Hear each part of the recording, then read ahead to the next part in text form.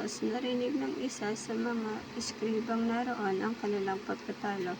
Natanto niyang mahusay ang pagsagot ni Jesus sa mga Susudeyo, kaya lumapit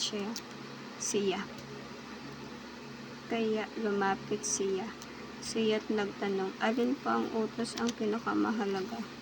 Sumagot si Jesus, ito ang pinakamahalagang utos, pakinggan mo, Israel. Ang Panginoon na ating Diyos, siya lamang ang Panginoon. Ibigin mo ang Panginoon mong Diyos ng buong puso, ng buong kaluluwa, ng buong pag-iisip at ng buong lakas. Ito naman ang pangalawa, ibigin mo ang iyong kapwa gaya ng iyong sarili. Wala ng ibang utos na hihigit pa sa mga ito. Tama po, Guro, wika ng eskriba. Totoo ang sinabi ninyo, iisa ang Diyos at wala ng iba liban sa Kanya, at ang umiibig sa Kanya ng buong puso, buong pag-iisip at buong lakas, at ang umiibig sa kapwa gaya ng kanyang sarili ay higit na mahalaga kaysa magdala ng lahat ng handog na susunugin at iba pang mga hain. Nakita ni Jesus na matalino ang kanyang sagot, kaya't sinabi niya, malapit ka nang mapabilang sa mga pinaghaharian ng Diyos. At ang wala ng mga has magtanong kay Jesus mula noon. Ang tanong ni Jesus tungkol sa anak ni David.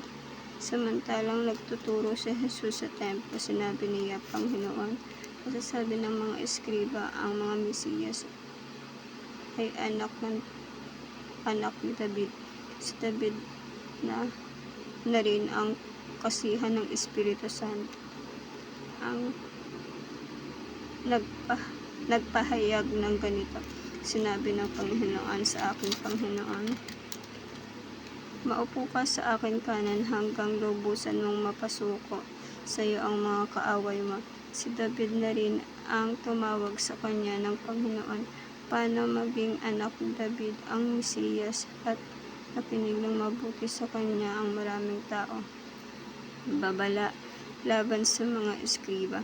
Sinabi pa ni Jesus sa kanya sa pagtuturo, mag-ingat kayo sa mga eskriba na mahilig maglakad ng may mahahabang kasuotan at natutulong pagpugayan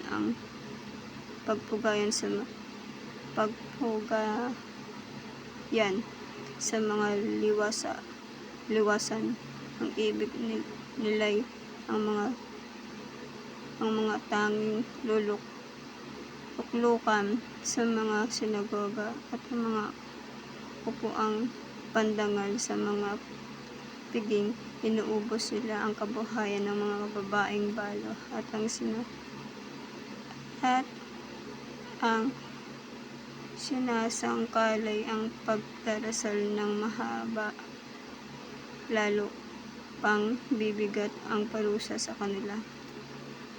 Ang kaloob ng babaeng balo. Umupo si Jesus sa tapat ng hulugan ng mga kaloob doon sa templo. Pinagmasdan ng mga taong naghuhulog ng salapi. Maraming mayayaman ang naghulog ng malalaking halaga. Lumapit naman ang isang babaeng balo at naghulog ng 2 kusing na katumbas na isang pera.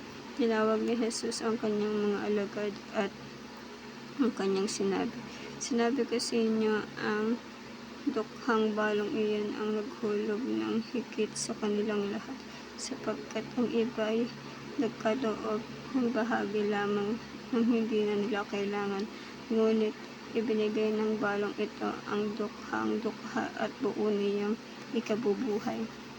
Ang tungkol sa pagwasak ng templo. Nang paglabas na si Jesus sa templo, ay sinabi sa kanya ng isa sa mga alagad, Guro, tingnan po ninyo, kay lalaki ng mga gusali at ang mga batong ginamit dito. Sumagot si Jesus, nakikita mo ba ang malalaking gusaling iyan? Wala yang matitirang bato sa ibabaw ng kapwa bato. Lahat ay guguho. Mga kahirapan at pag-uusig ay darating Samantalang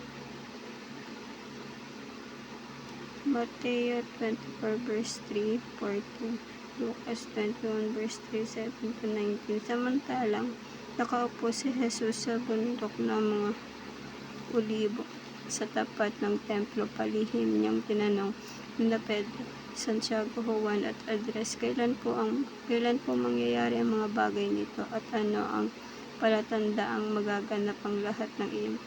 At sinabi sa kanila ni Jesus, mag-ingat kayo at huwag kalinlang kanino man. Maraming paririto at magpapanggap na sila ng Mesiyas at ililigaw nila ang marami. Huwag kayong magpagabag kung makakarinig kayo ng alingaw-ngaw ng kalaban at ng mga balita tungkol sa mga digmaan. Dapat mangyari ang mga bagay na ito, ngunit hindi pa ito ang wakas, sapagkat nakikipagdigma ang bansa sa kapwa bansa, ang kaharian ng kapwa kaharian, lilindol sa ibang dako at magkakaroon ng taggutom. Ang mga ito'y nagsimula pa lamang ng paghihirap.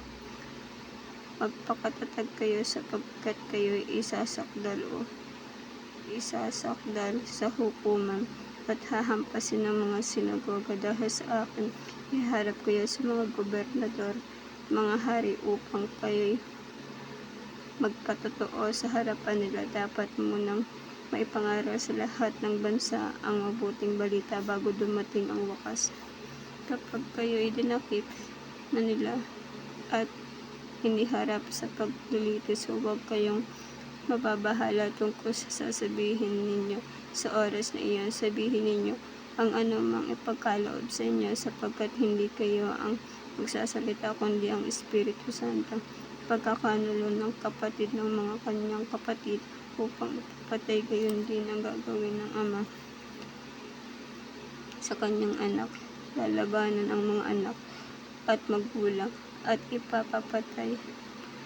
Kapopuotan kayo ng lahat dahil sa akin, ngunit mananatiling tapat hanggang sa wakas ang siyang maliligtas.